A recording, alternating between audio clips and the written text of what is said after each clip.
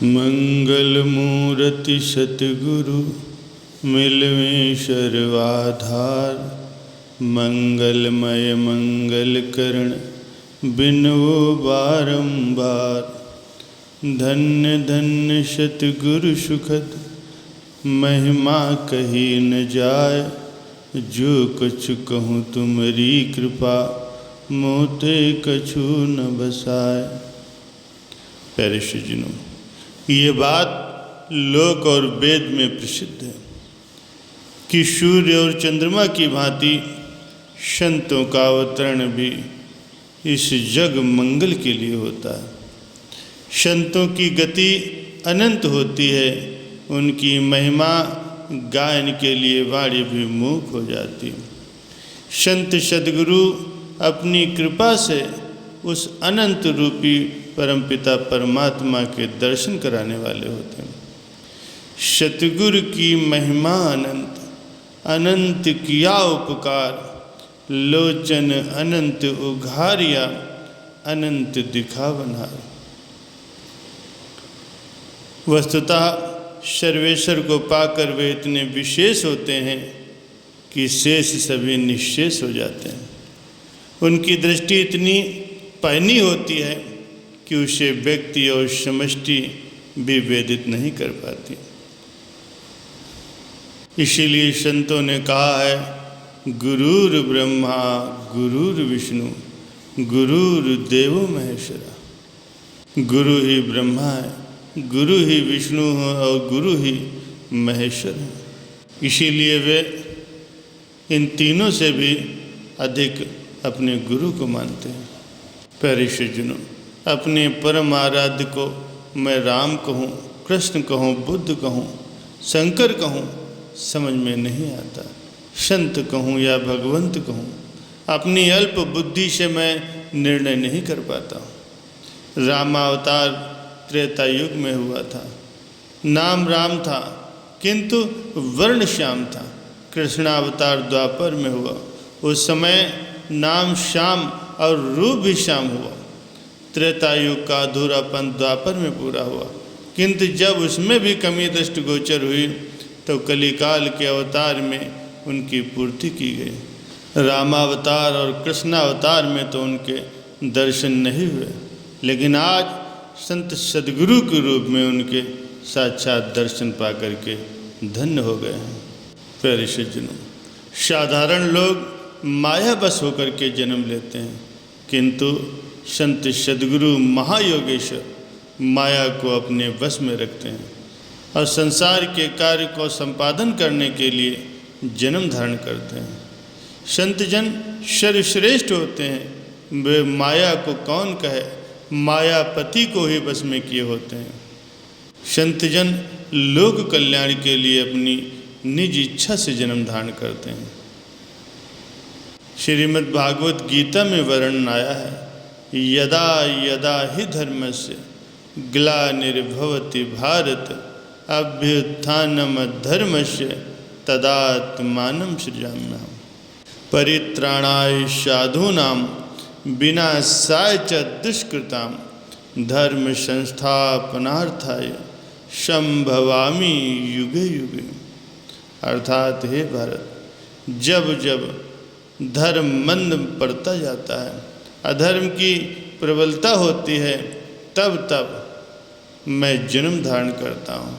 साधुओं की रक्षा, दुष्टों का विनाश और धर्म के प्रतिष्ठापन के लिए युगों युगों में मेरा अवतरण होता है। संत जन के लिए दुष्ट और शिष्ट सभी समान होते हैं। वे दुष्टों का नहीं वरन दुष्टों की दुर्वृत्ति कुबुद्धि का नाश करते हैं। वे अज्ञान का नाश करते हैं, सद्ज्ञान का प्रकाश करते हैं। प्यारे सज्जनों, लोगों में इस बात का विश्वास है कि ईश्वर की भक्ति करो तो ईश्वर आकर दर्शन देंगे। इसके लिए कहते हैं कि गोलोक, साकेत लोक, बैकुंठ लोक, क्षीर समुद्र आदि में जो बसते हैं वे आकर दर्शन देंगे।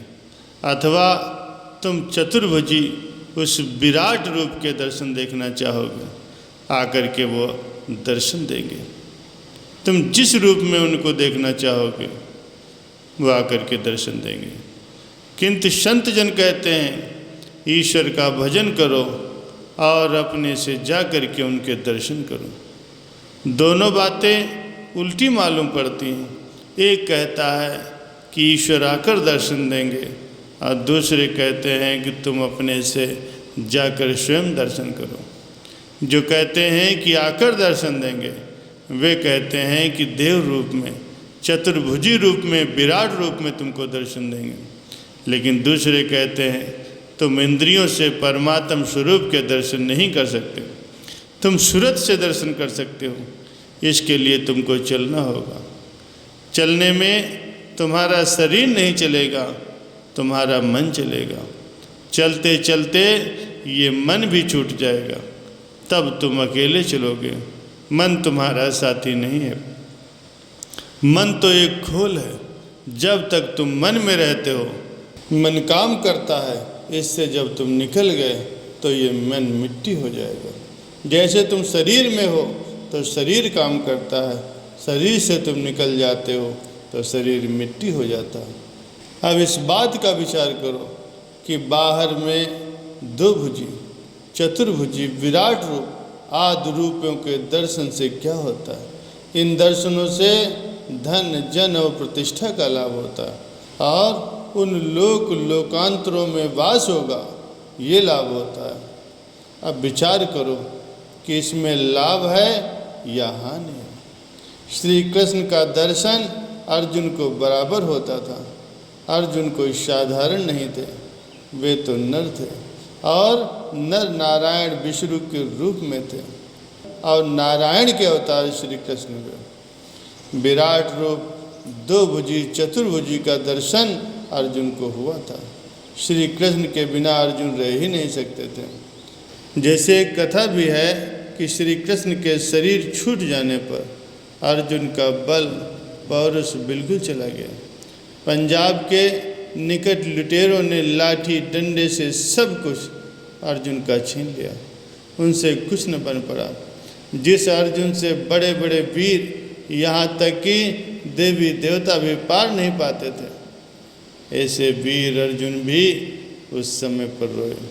अभिमन्यु मारा गया तब रोए, बहुत रोए। उनका चित्त ही कहीं नहीं लगता था। श्री कृष्ण ने उन्हें चंद्रलोक ले जा करके दिखाया। तब वहाँ अर्जुन पुत्र पुत्र कह करके अभिमन्यु को पकड़ने लगे। तो उसने इनको फटकारा और कहा, ये नरलोक नहीं है, तुम पुत्र पुत्र किसको कहते हो। भगवान के दर्शन होने पर भी 22 या 23 वर्ष तक भीख मांग मांग कर खाया। द्रौपदी से विवाह होने से पहले ही फिर कुछ दिनों तक राज्य किया। इसके बाद सभा में ही द्रौपदी का वस्त्रहरण किया गया। राज राजेश्वर होते हुए भी उनके मुख से कुछ वचन न निकल सका। एक गरीब से गरीब की स्त्री का सभा में कपड़ा खींचो तब देखो कि वो कुछ बोलता है या नहीं। पांडव राज राजेश्वर से गुलाम बने। राजसी कपड़े उन 5 भाइयों के शरीर से उतार लिए गए। आसन से नीचे गुलाम जैसे नीचे बैठाया जाता है। कृष्ण की दया से द्रौपदी की साड़ी बढ़ी। 5 भाइयों को राज मिला, किंतु फिर दोहरा करके दोबारा जुआ खेला और सब कुछ हार कर 12 वर्ष तक वनवास और 1 वर्ष अज्ञातवास किया। राजा विराट की नौकरी की। भीम रसोइया बना, अर्जुन नाचने वाली और नकुल घोड़े का जमादार। सहदेव गायों का रखवाला बना। विराट का साला था कीचक, उसने द्रौपदी को एक लात मारी थी। विराट ने जुए का पासा युधिष्ठिर के सिर में मारा और सिर से खून बहने लगा। देखो, दर्शन से लाभ ही लाभ है या हानि भी। कितनी दुर्दशा होती है। द्रौपदी वहाँ दासी का काम करती थी, जूठा भी उठाती थी और पैर भी दबाती थी। सब दासियों का काम करती थी। कहाँ राजा की लड़की और कहाँ यहाँ दासी का काम। देखो, भगवान का उनको दर्शन भी हुआ, इसके बावजूद भी ये दुर्दशा हुई। ऐसा नहीं है कि सुख ही सुख मिलेगा, सुख के साथ साथ दुख तो लगा ही रहेगा। आप प्रहलाद पर आइए, उसको नरसिंह भगवान का दर्शन हुआ। जैसा दर्शन होने से लोगों की आंतड़ी गिर जाए, प्रहलाद को दर्शन हुआ। उसका पिता मरा और वो राजा हुआ। किसी भी लोकांतर में रहिए, देह का कुछ न कुछ गुण तो अवश्य रहता है। किसी भी लोकांतर में रहने से मुक्ति नहीं हो सकती। ध्रुव को भी दर्शन हुआ, राज्य मिला, फिर उसके भाई को किसी ने मार दिया, फिर उससे लड़ने गए। इस प्रकार ये झंझट बखेड़ा तो रहता ही है। संतों ने कहा है कि जिससे सांसारिक बखेड़ा नहीं रहे तुम ऐसा उपाय करो, इन दर्शनों से तुम बखेड़ों से नहीं छूट सकते।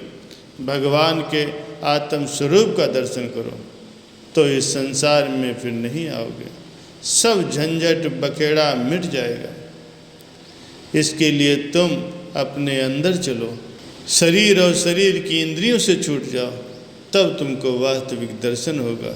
चेतन आत्मा से परमात्मा का दर्शन होगा और तब जानत तुम्हें हो जाओगे। तुम्हारा ये जीवन भी सुखपूर्वक व्यतीत होगा और तुम्हारा आवागमन का झंझट भी समाप्त हो जाएगा।